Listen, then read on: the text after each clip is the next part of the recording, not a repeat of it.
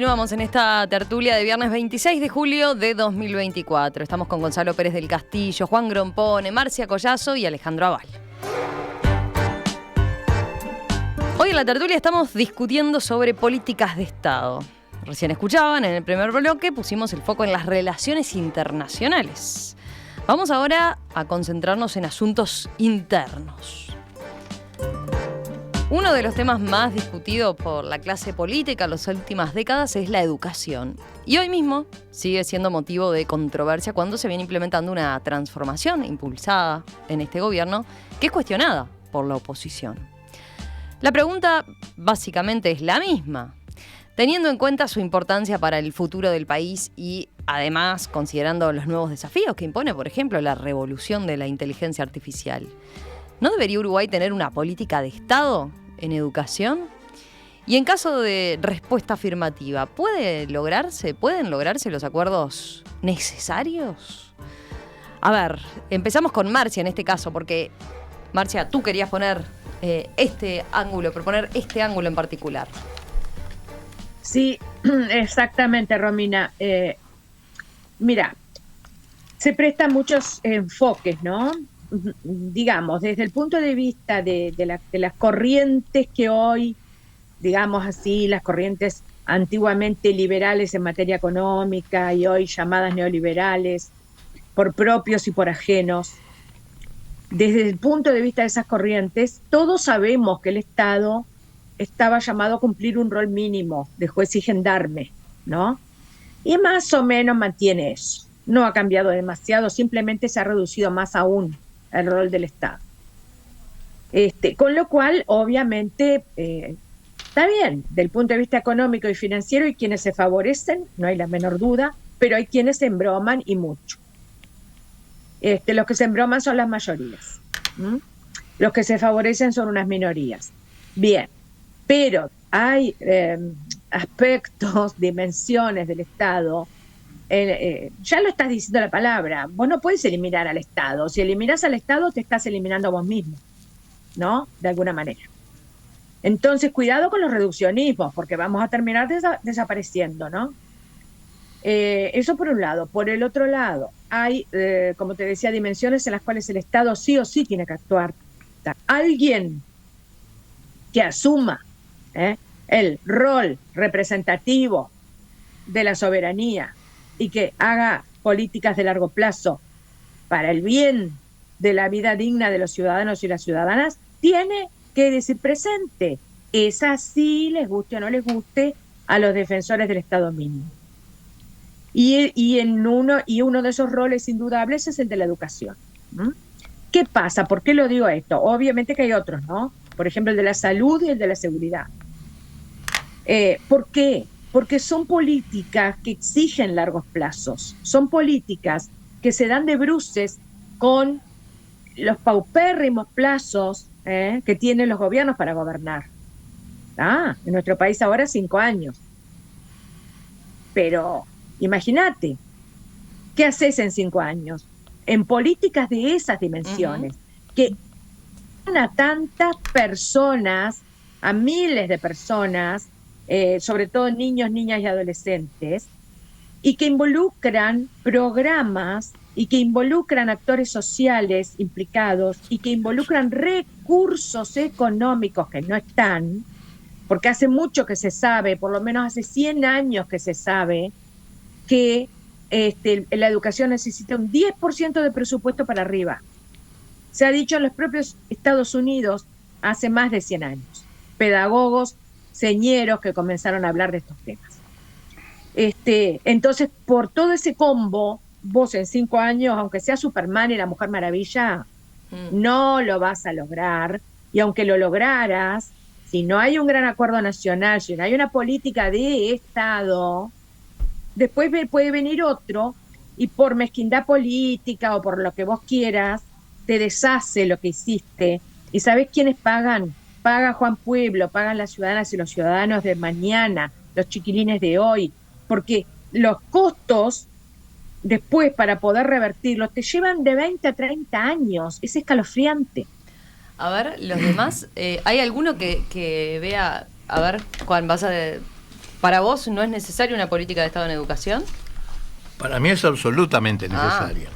Porque mi pregunta iba a ser esa. Pero Ninguno discrepa, en principio, con Marcia en cuanto a la necesidad y la importancia de una política de Estado en educación. ¿O hay alguien que salga con algo disruptivo otro punto también? de vista completamente distinto. Bueno, yo creo que todas las propuestas anteriores de políticas comienzan mal. El acuerdo debe estar lógicamente organizado y comenzar por qué queremos, qué país queremos para el futuro.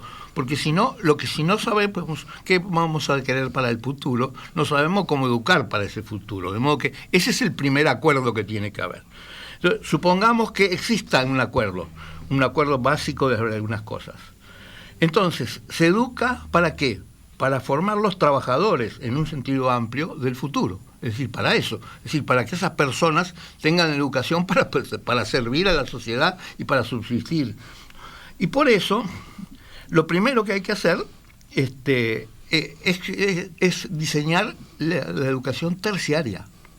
Porque lo primero que la educación que debe diseñarse es la educación terciaria, porque precisamente todos los que no tengan educación terciaria no van a poder trabajar, porque todos los trabajos que hoy no necesitan educación terciaria razonablemente van a ser reemplazados por robots. De modo que sí es necesario que la educación terciaria sea universal. Digo educación terciaria, no universitaria, es terciaria. La educación terciaria. De modo que eso es importantísimo, es decir, y hay que empezar por diseñar la educación terciaria para saber entonces cómo debe ser la educación secundaria y cómo debe ser, por lo tanto, la educación primaria y tal vez la preescolar, si se quiere. Es decir, creo que ese es el camino. Pero acá normalmente todos los proyectos de educación consisten en cambiar la educación secundaria y primaria, pero lo de la terciaria no se ocupan nunca. Es decir, no se ocupan de que... Pero vos defendés sobre todo por el hecho de que el que no llegue a ese nivel de educación terciaria no va a poder trabajar, no va a poder trabajar. Educamos, digamos, la educación lleva del orden de 20 años y estamos pensando en los trabajadores para dentro de 20 años. Dentro de 20 años, todos los que hoy no tienen educación nada más que primaria o secundaria, no van a poder trabajar. Bueno, entonces, el acuerdo, entonces, la manera coherente de pensar la educación es esta, en este orden, es decir, desde el final hacia el principio, no desde el principio hacia el final, como se viene haciendo normalmente. De modo que eso es mi aporte que yo quiero hacer. A mí me parece, bueno, primero estamos en una mesa donde mis contertulios son todos educadores, así que yo opino con mucha modestia. Me parece totalmente lógico lo que dice Juan, y me parece lógico lo que dice Marcia también, pero lo que sí me gustaría preguntarle es por qué ella considera que el Estado en la educación en el Uruguay no tiene un rol, cuando lo que yo vengo escuchando de gente que está evaluando la educación en el Uruguay es que un director de centro de estudio secundario o primario no tiene poder ninguno, porque todo está decidido centralmente. Su presupuesto, los profesores que tiene que tener, que eligen los profesores, cuáles son las escuelas a las que van. Es decir, el director del centro de estudio no tiene poder ninguno. El que tiene el poder está centralizado en un aparato estatal. Entonces, yo creo que uno de los problemas del Uruguay es no una presencia del Estado, sino un monopolio del Estado centralizado que decide todo y no le deja al director del centro de estudio la posibilidad de adaptar la educación que reciben sus alumnos a las necesidades, con lo cual se hace absolutamente imposible ir hacia el objetivo que yo creo que muy racionalmente plantea Juan. A ver, yo le contesto en dos palabras. Presencia burocrática, autoritaria y verticalista no significa necesariamente única modalidad de intervención estatal. Puede haber muchas modalidades de intervención estatal que no pasen por esos verticalismos jerárquicos y autoritarios. Pero es lo que hay, ¿o me equivoco, Marcia? ¿Pero es lo que hay ahora o me equivoco? No te equivocas para nada. Okay.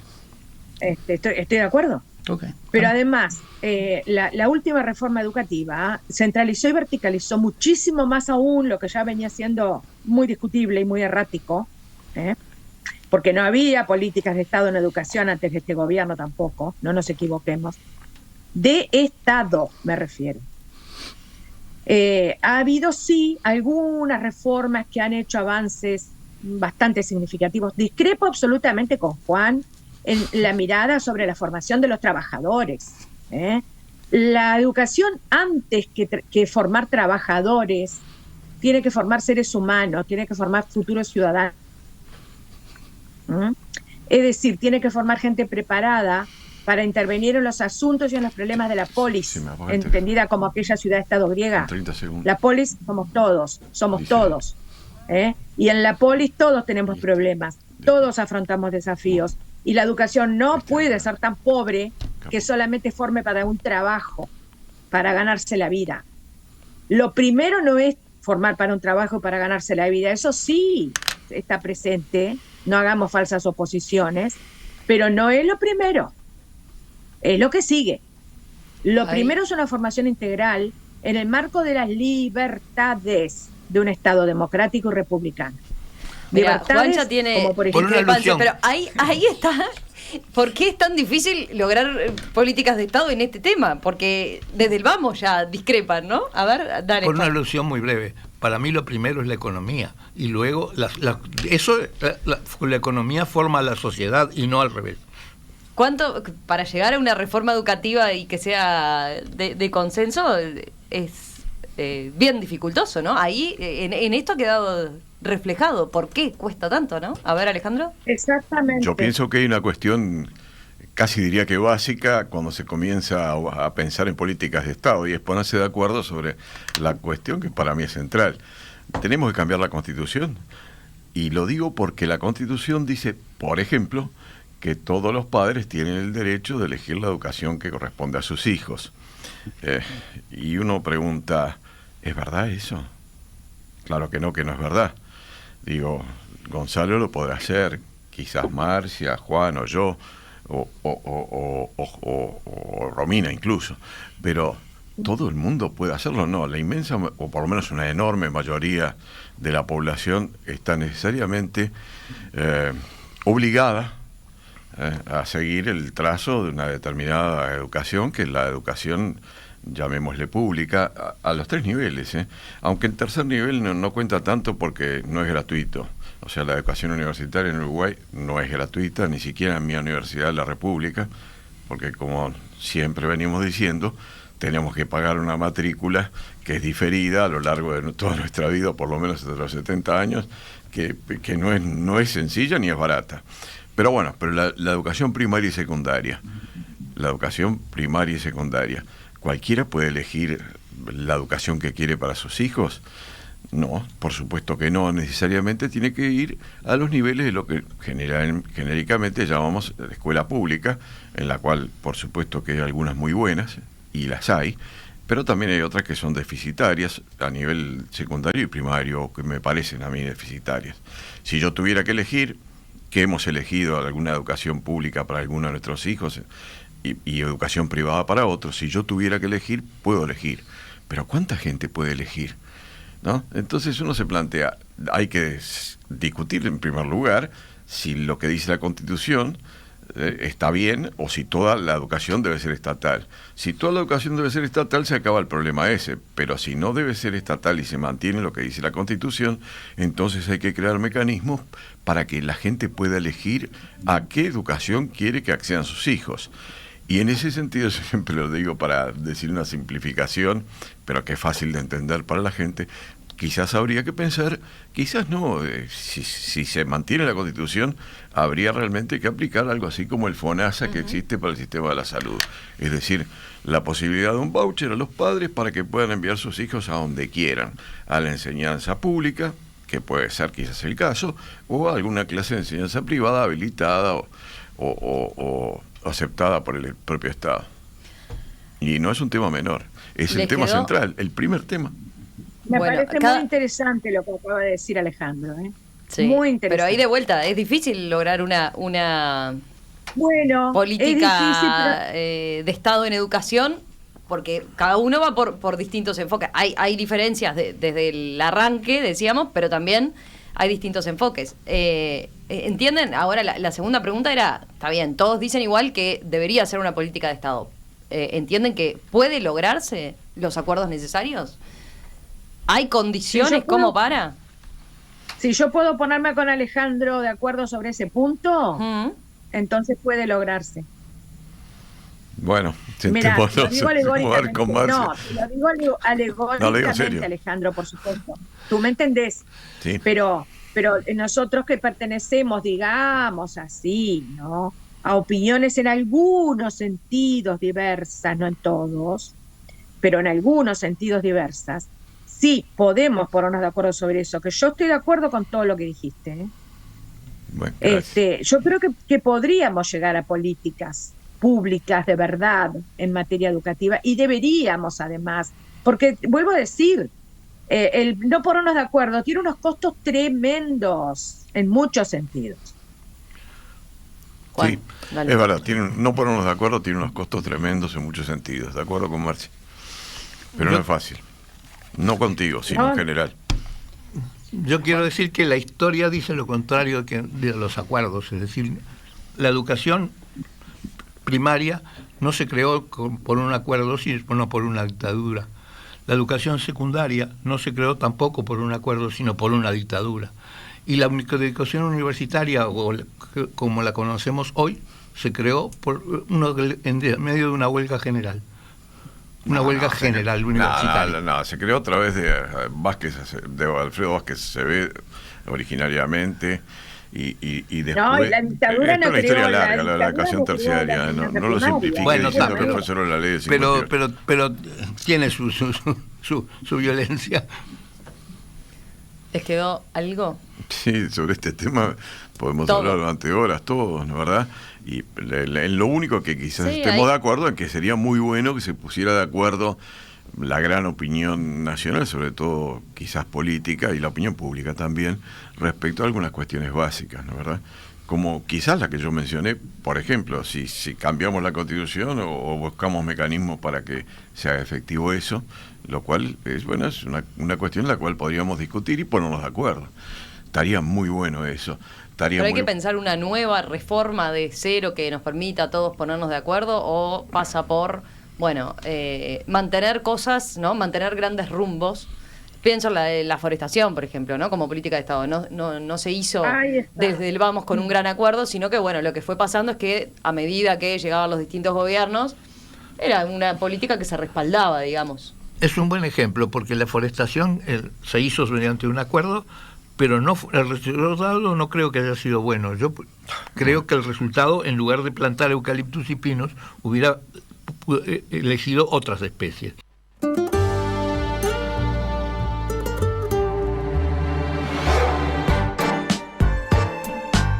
Marcia Collazo, Juan Grompone, Gonzalo Pérez del Castillo, Alejandro Aval, gracias a los cuatro, como siempre, un placer, y nos reencontramos en breve, ¿les parece? El viernes que viene, sin ir más lejos. Sí, por supuesto. ¿Sí? Gracias, Me escucho buen con fin de eco ahí. semana. Buen fin de semana para todos.